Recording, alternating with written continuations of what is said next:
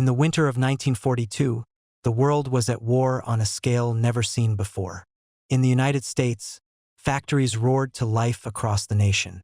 Detroit's automobile plants shifted from building cars to building aircraft engines and bomber fuselages. In Seattle, Boeing's assembly lines stretched for miles under vast hangars. Along the coast of California, production of fighters and transport planes ran day and night under bright factory lights. Entire cities were transformed into hubs of war production, their rail lines packed with freight cars loaded with aluminum, engines, and weapons. At the same time, far across the Atlantic, German Luftwaffe command centers in Berlin were locked in constant meetings. Maps of Europe covered the walls, with colored pins marking airfields, bomber routes, and defensive positions. German commanders studied intelligence reports with growing unease. They were already struggling to replace losses on the Eastern Front, where Soviet forces were pushing back with brutal force. In the West, the Royal Air Force had begun relentless nighttime bombing raids on German industrial cities. The Luftwaffe was stretched thin, its pilots exhausted, and its factories damaged from constant attacks. In early 1943, a report arrived in Berlin that seemed almost unbelievable. According to intercepted communications and Allied statements, the United States had produced 50,000 aircraft in a single year. The figure was staggering. At first, some officers dismissed it as propaganda. Germany itself had built barely 20,000 planes during the same period, and even that had strained every resource of the Reich. Producing more than double that amount seemed impossible. But confirmation came quickly from multiple sources. Photographs from occupied France showed increasing numbers of new American bombers flying overhead in tight formation. Reports from German agents in neutral countries matched the same numbers. It became clear that the United States had reached a level of industrial output that Germany could not match, no matter how hard its factories worked. In the Great War plants of America, the production process had been transformed. At Ford's Willow Run plant in Michigan, workers assembled B-24 Liberator bombers with the same techniques once used for automobiles. The plant's design allowed a bomber to roll off the line every 63 minutes. In California, North American Aviation produced the P-51 Mustang, a fighter that would soon dominate the skies over Europe. In Seattle, Boeing turned out B-17 Flying Fortresses at a rate that shocked even their own engineers. These were not just machines of war, but proof of a system that relied on mass production, standardized parts, and a workforce numbering in the millions. Women filled many of these jobs as men left for military service. Known as Rosie the Riveters, they worked long hours with steady hands, drilling, riveting, and welding metal parts that would soon fly in combat. The sense of purpose was shared across the nation. Railroads and shipping companies moved the finished aircraft to ports where they were dismantled, crated, and sent across the ocean. Once reassembled in Britain or North Africa, they were immediately put into service. For the German commanders, the implications were grim. Each new bomber meant another sortie against German factories and rail lines. Each new fighter meant more protection for those bombers. The Luftwaffe was already losing experienced pilots faster than they could be replaced. Training programs were shortened in a desperate attempt to keep squadrons at full strength, but that only led to more inexperienced pilots dying in combat. The intelligence reports painted a clear picture. No matter how many German planes were shot down, the Allies would simply send more to take their place. Inside the conference rooms of the Reich Air Ministry, senior officers debated their options. Some argued for new advanced weapons like the jet-powered Me-262 or the V-2 rocket. Others insisted on focusing resources on proven designs like the FW-190 fighter. But all understood the scale of the challenge they faced. Even with perfect strategy, they could not outproduce the Americans. Germany's factories relied on dwindling supplies of fuel, steel, and aluminum. Allied bombing raids were cutting production further each month. On the front lines, Luftwaffe pilots noticed the change almost immediately. In 1942, they had often encountered bomber groups numbering a few dozen aircraft. By late 1943, they faced hundreds at a time, escorted by swarms of fighters like the P-51 and P-47 Thunderbolt. The sky above Germany became crowded with enemy planes. Some pilots described it as flying into a wall of steel and fire. For every German fighter that returned to base, another 2 or 3 were lost. American formations advanced methodically, targeting factories, rail hubs, and oil refineries. Each mission was supported by replacement planes waiting in Britain, ready to fill any gaps. Even after suffering heavy losses on raids such as the attacks on Schweinfurt and Regensburg, the Americans returned the next day with just as many bombers as before. The relentless pressure wore down German defenses. The psychological effect on German high command was profound. When the full production figures were finally confirmed, Hermann Göring himself is said to have stared silently at the report before admitting that Germany could never win a battle of numbers. For the officers in the room, the reality was sobering. The Luftwaffe had once ruled the skies over Europe, but now it faced an enemy with resources beyond imagining. In the industrial heart of the United States, the work continued without pause. Trains hauled parts from inland factories to coastal assembly points. Mechanics and engineers tested each finished plane before sending it overseas. The sound of hammering, welding, and engines filled the air around these massive plants. Every hour of every day, more aircraft rolled off the lines, ready to join the growing Allied air fleet. As 1943 drew to a close, the numbers told the story. 50,000 new American aircraft had entered the war in a single year. They represented not just machines, but the collective effort of an entire nation focused on victory. In Berlin, the reports kept coming, each one confirming what the German commanders already knew. The balance of the air war had shifted, and it was not in their favor. By 1942, the United States had turned its entire economy toward the war effort. Automobile plants, shipyards, and machine shops shifted to military production with a speed that stunned observers at home and abroad.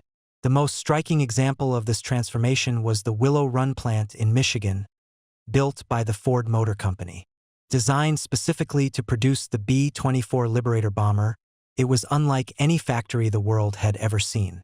Its assembly line stretched for more than a mile. Raw materials entered at one end, and completed 4-engine bombers rolled out the other. At full capacity, Willow Run produced one finished bomber every 63 minutes. The scale was so vast that some workers needed bicycles to travel across the plant floor. This was not just a matter of more workers or longer hours. The entire system of production was redesigned. The techniques perfected by the American automobile industry during the interwar years were now applied to aircraft manufacturing. Every step was broken down into simple, repeatable tasks. Standardized parts allowed for rapid assembly and easy replacement in the field. By using the same wing section or engine component across multiple aircraft, factories reduced delays and bottlenecks. This was mass production on a wartime level, and it allowed the United States to achieve numbers that no other nation could match.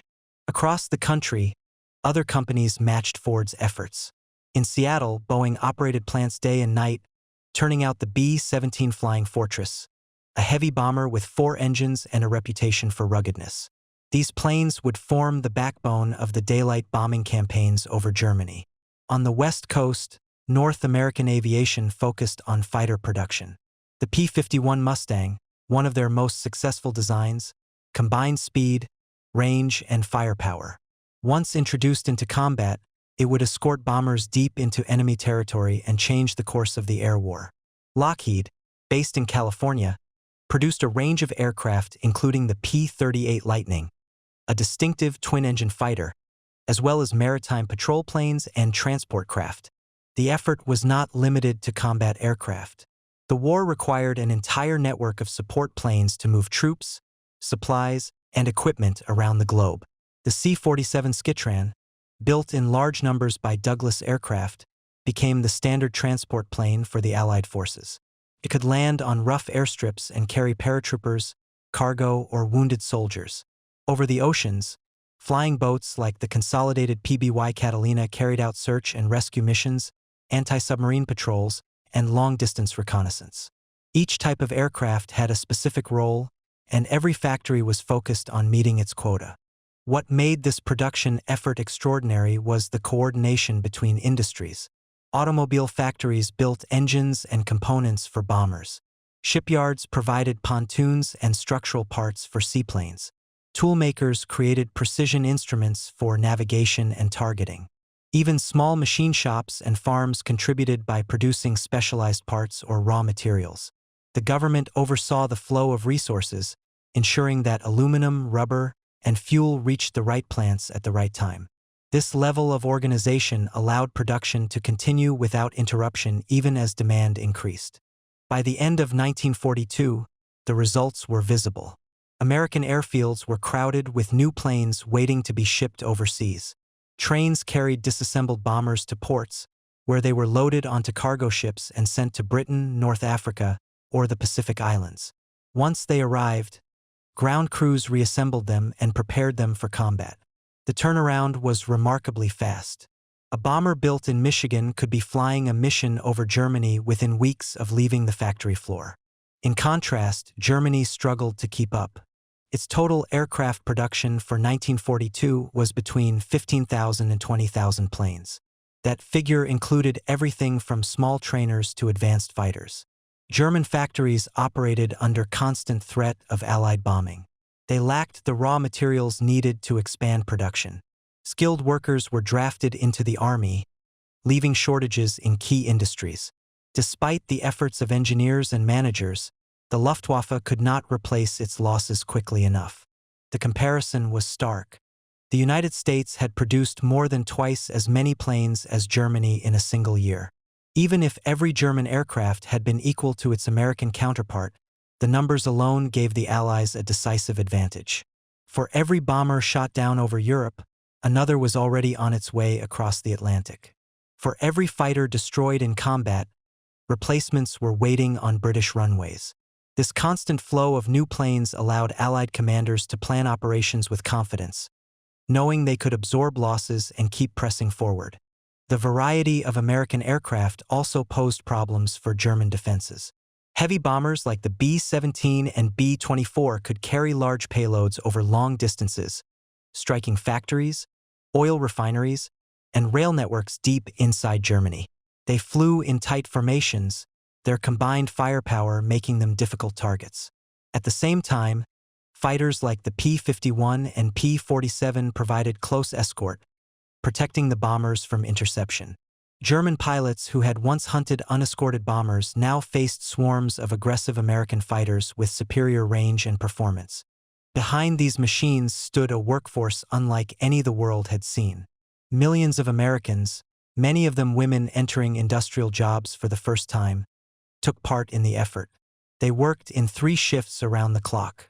Some focused on riveting the skin of a bomber's wing.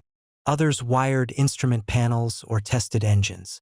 Though each job was small, together they formed a vast network of production. The discipline and speed of this workforce were key to meeting the ambitious targets set by the government and military. As production increased, engineers introduced improvements to both process and design. Early bottlenecks were identified and solved. New jigs and tools allowed for faster assembly with greater precision. Designers adjusted aircraft models based on combat reports, making them more reliable and easier to maintain. This feedback loop kept the American air fleet modern even as it expanded in size. By late 1943, the impact of this effort could be measured not only in numbers but in presence. Allied airfields in Britain were filled with rows of bombers and fighters, each ready to fly. Supply lines stretched across the Atlantic without interruption. Germany, facing shortages and constant air raids, simply could not match the pace. The United States had demonstrated that industrial power, when fully mobilized, was as decisive as any weapon on the battlefield. By mid-1943, the skies over Europe had changed. At first, American bombers arrived in small groups, flying long and dangerous missions over occupied territory. German fighter pilots had little trouble breaking up these formations. They attacked in waves, diving out of the sun, cutting through the bombers, and retreating before escorts could respond. For a time, the Luftwaffe still held the advantage. But as the months passed, the numbers grew. Soon, German radar operators began reporting formations so large that they filled their screens from edge to edge. Entire bomber streams stretched for miles, engines rumbling in unison. The sound carried far ahead of the aircraft themselves, warning civilians and soldiers alike that another raid was coming. Above these bombers flew the fighters, P-47 Thunderbolts at first, then P-51 Mustangs with the range to follow the bombers deep into German territory. The Americans were no longer sending bombers alone. They brought a shield of fighters that matched or outnumbered the defending Luftwaffe squadrons. For German pilots, the experience was overwhelming. A single bombing raid might involve hundreds of heavy bombers, each armed with multiple machine guns. Every approach meant flying through a storm of tracer fire. Even if a German pilot survived the bomber's defenses, he then faced aggressive American escorts ready to pounce the moment he broke formation. Losses mounted day after day. Experienced pilots were killed or captured, while new replacements arrived with only a fraction of the training. The Schweinfurt-Regensburg raids in August 1943 were a turning point. These missions targeted Germany's vital ball-bearing factories, essential for aircraft and tank production. The Americans sent hundreds of B-17s in two separate waves. The first struck Regensburg, then flew on to bases in North Africa. The second attacked Schweinfurt before returning to England. German defenders threw everything they had at these formations. The bombers suffered heavy losses, dozens shot down, hundreds damaged. But the factories were hit hard, and the message was clear. No matter the cost, the Americans would keep coming. In the Luftwaffe command centers, frustration grew. Defensive plans were updated daily. Fighter units were shifted across Germany to respond to new threats. Anti-aircraft batteries, known as flak, were concentrated around key industrial targets. Entire cities were ringed with heavy guns firing shells that burst in patterns to create deadly clouds of shrapnel. The sight of black flak bursts dotting the sky became common across Germany. Yet, even with these measures, the bomber streams punched through. Every damaged plant was repaired and bombed again. Every destroyed bridge was rebuilt only to be destroyed once more. By early 1944, the Allies launched Operation Point Blank, a coordinated air campaign designed to destroy the Luftwaffe before the planned invasion of France. This meant direct attacks on aircraft factories, fuel refineries, and airfields. The skies turned into battlegrounds. German fighters scrambled repeatedly each day, intercepting bombers over one target only to hear reports of another wave heading toward a different city. The pace was relentless. Allied planners knew they could replace their losses. German commanders knew they could not. The introduction of the P-51 Mustang shifted the balance even further. With its long range, the Mustang could escort bombers all the way to Berlin and back. This meant German fighters could no longer wait near their bases to ambush bombers. Wherever they went, they were hunted by American escorts. Luftwaffe pilots described the experience as a constant chase, always outnumbered and forced to fight on unfavorable terms. German engineers rushed to introduce new weapons. The Messerschmitt Me-262 jet fighter promised revolutionary speed, capable of outrunning any Allied plane. Rocket-powered interceptors like the Me-163 Comet were also developed. These machines terrified Allied pilots, but they arrived too late and in too few numbers to change the war. Fuel shortages limited their flights, and inexperienced pilots struggled to master their controls. For every jet that took off, dozens of Allied fighters and bombers were already in the air. As D-Day approached in June 1944, Allied air power reached its peak. Bombers struck rail lines, bridges, and road networks across northern France, isolating German forces and preventing reinforcements. Fighters patrolled the skies constantly, shooting down any aircraft that attempted to interfere. On the morning of the invasion, thousands of planes supported the landings, bombing coastal defenses and providing cover for the troops. German units waiting inland were cut off, unable to move without being spotted and destroyed from above. The Luftwaffe could do little but watch. For the German population, the bombing campaigns became a daily reality. Sirens sounded, shelters filled, and cities shook under the weight of falling bombs. Industrial centers like Hamburg, Cologne, and the Ruhr region suffered repeated attacks. Civilians endured terrible losses, and the constant destruction weakened morale as well as production.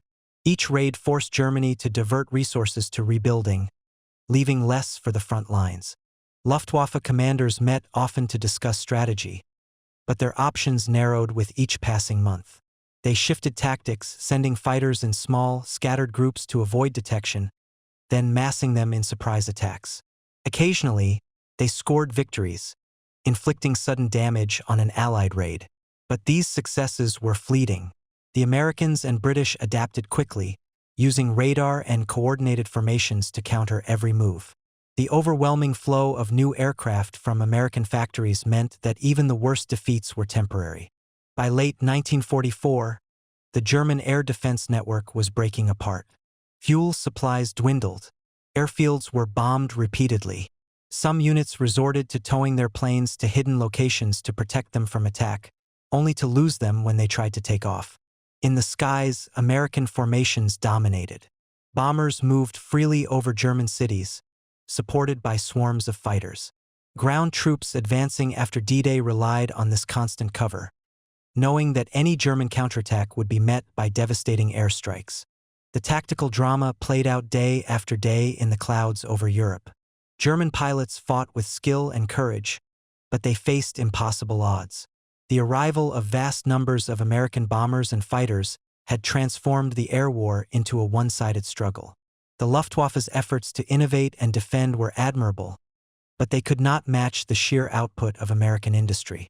Each time the Germans adapted, another wave of aircraft appeared on the horizon, larger and stronger than before.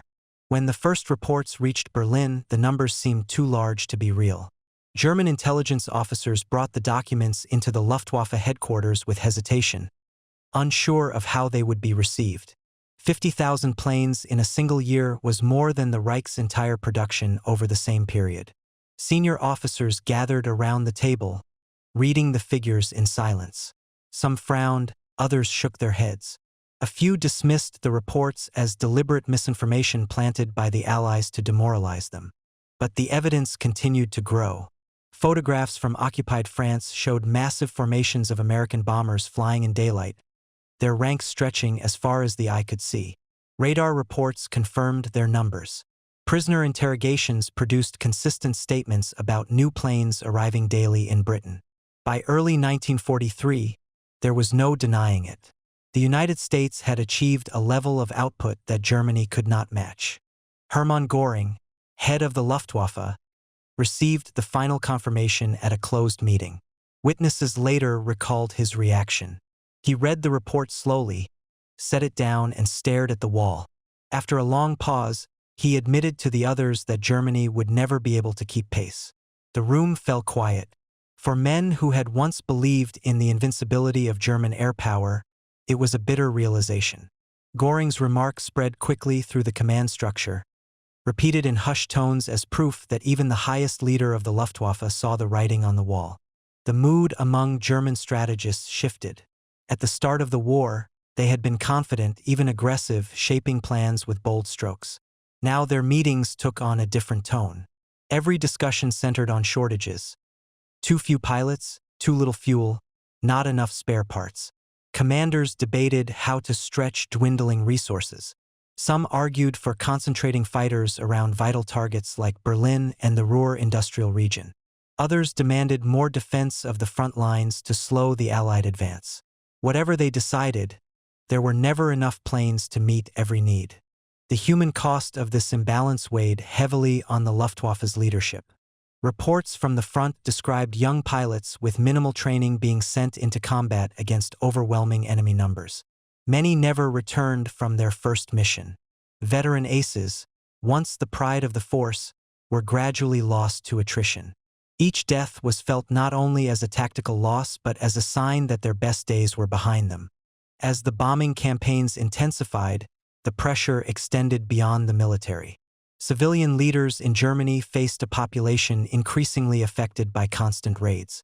Families lived with the sound of sirens and the sight of burning cities. Factories were rebuilt again and again only to be destroyed once more. The psychological strain was immense. For commanders, this meant not only fighting a war in the skies but also maintaining the morale of a nation under siege. While German leaders wrestled with despair, the atmosphere in the United States was markedly different. In the factories, workers felt a sense of pride in what they were accomplishing. Many of these workers were women who had never before been part of heavy industry. With their husbands, brothers, and sons serving overseas, they stepped into roles once reserved for men. They became welders, riveters, machinists, and inspectors. Posters encouraged them, showing images of strong women in overalls and bandanas. The phrase "Rosie the Riveter" became a symbol of their contribution. The work was demanding. Shifts ran around the clock, with whistles marking the change of crews. Noise filled the air. Hammers striking metal, machines cutting and shaping parts, engines being tested. Despite the fatigue, there was determination. Each plane completed on the line represented lives saved at the front and progress toward victory. Conversations in the break rooms often centered on family members fighting overseas. Workers knew their labor had a direct connection to the battles being fought thousands of miles away. In military camps and airfields, American pilots saw the results of this industrial surge firsthand. New aircraft arrived in constant streams. Crews trained on the latest models, confident they would not lack spare parts or replacements. This reliability boosted morale. Pilots knew that if a plane was damaged, another would be ready. If a squadron lost aircraft during a mission, reinforcements would arrive almost immediately. This sense of abundance contrasted sharply with the German experience, where pilots often returned to find empty hangars and grounded squadrons. The psychological effect on American forces was profound. Pilots flew into combat with a belief in the strength of the system supporting them. They trusted their machines and the supply chain behind them. When missions were completed, debriefings focused on tactics rather than worries about shortages. Even after heavy losses, commanders could plan the next operation without hesitation. This confidence extended to strategy. High-level planners knew they could sustain a long campaign. Operations like Point Blank and later the air cover for D-Day relied on overwhelming numbers. Without the constant flow of new planes, these ambitious plans would have been impossible. Because of the factories back home, commanders in the field could think on a grand scale. Meanwhile, in Germany, the growing imbalance between production and need gnawed at the leadership. Strategic discussions became increasingly defensive. Instead of planning bold offensives, they talked about how to slow the inevitable. The knowledge that their enemy could replace every loss while they could not created a sense of inevitability. Even the introduction of advanced aircraft like the Me-262 jet could not overcome this reality. The contrast between the two sides was stark. In American cities, the factories represented hope and progress. Families gathered outside plants to watch the first flight of a newly built bomber, cheering as it lifted into the sky. In German command centers, maps filled with red lines and black markers told a different story. A nation slowly being smothered from above. The emotions tied to these events were as significant as the machines themselves. For every American worker who felt pride tightening a rivet or testing an engine, there was a German commander staring at reports he no longer wished to read, fully aware that the balance of the war was slipping away. By the spring of 1944, the balance of the air war had shifted beyond recovery for Germany. The buildup of Allied aircraft reached a level that no longer allowed the Luftwaffe to contest control of the skies in any meaningful way. Squadrons of bombers and fighters moved freely across Western Europe. American and British aircraft filled the skies from dawn until dusk, while German planes appeared in scattered numbers, unable to disrupt the steady flow of missions. This change did not happen overnight. Throughout 1943, the Luftwaffe fought hard to maintain control. Every month, more aircraft were lost than could be replaced. Factories were damaged by bombing raids, cutting production further. By mid-1944, the attrition reached a breaking point.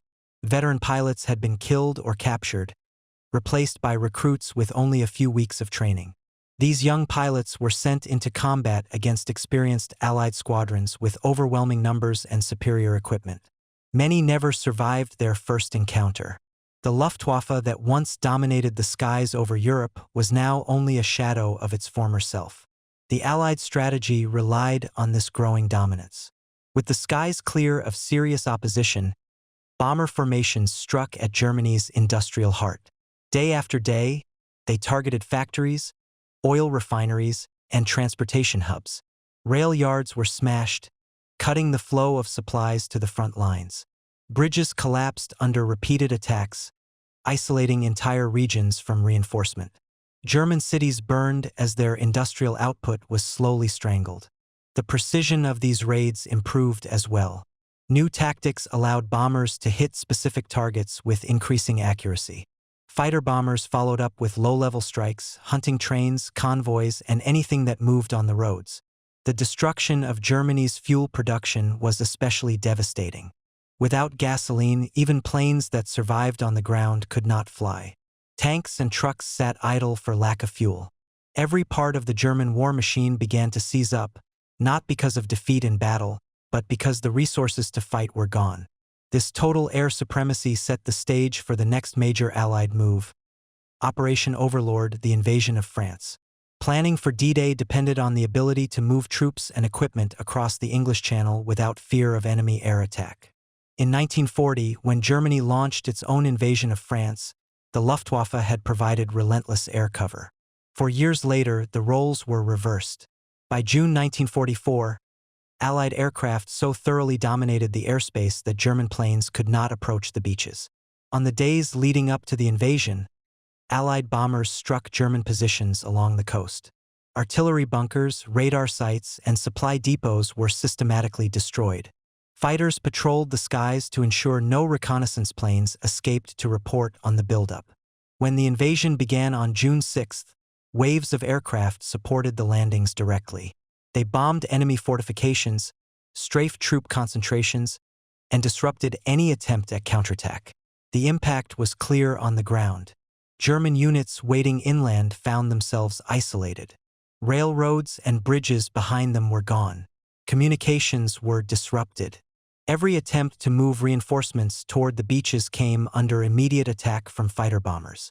Convoys were destroyed before they reached their destination. Even strong formations could not travel in daylight without being spotted and targeted. This overwhelming air cover allowed Allied ground forces to focus on the enemy directly in front of them.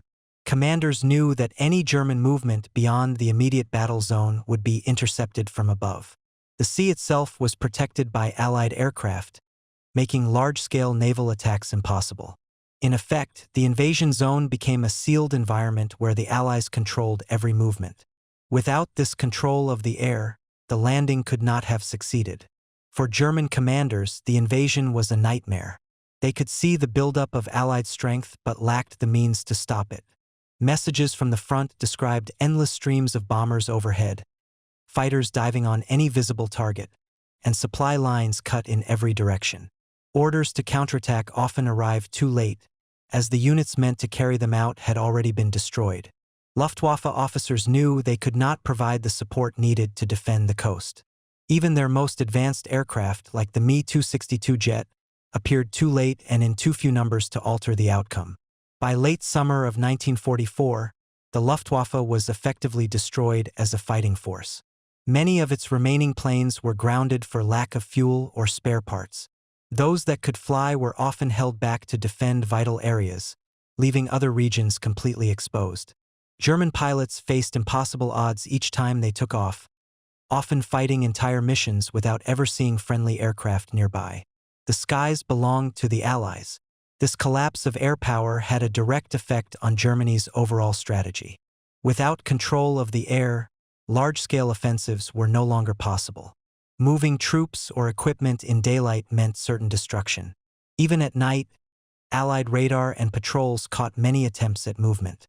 German forces were pushed into a purely defensive posture, reacting to Allied advances rather than shaping the course of the war themselves. The effects were visible across Europe. Bridges lay in ruins, railways twisted and broken, factories operated in darkness, their production a fraction of what it had been. German soldiers dug deeper into defensive positions, unable to maneuver freely. Every decision had to account for the constant threat from above. The once proud Luftwaffe, which had spearheaded the early victories of 1939 and 1940, now existed only as scattered remnants trying to delay the inevitable. For the Allies, this air supremacy meant momentum. Supplies flowed across the Channel without serious challenge. Armies advanced knowing that their flanks were protected by the constant presence of friendly aircraft. Every step forward was reinforced by the sound of engines overhead, a reminder that the industrial power of the United States and Britain was now fully realized on the battlefield. By the end of 1944, Germany's defeat was no longer a question of if, but when. The destruction of the Luftwaffe and the loss of air control sealed the fate of the Reich. Without the ability to contest the skies, Germany could no longer stop the relentless advance of Allied forces across Western Europe. The skies were no longer a battleground. They were an open highway leading directly to Germany's heart. When the war finally ended in 1945, the numbers told a story as clear as any battle map. The United States had built over 300,000 aircraft during the conflict. No other nation had come close. This production effort had done more than help win the war. It had changed how the world understood the link between industry and military power. The idea that a nation's factories could be as decisive as its armies became part of modern strategy.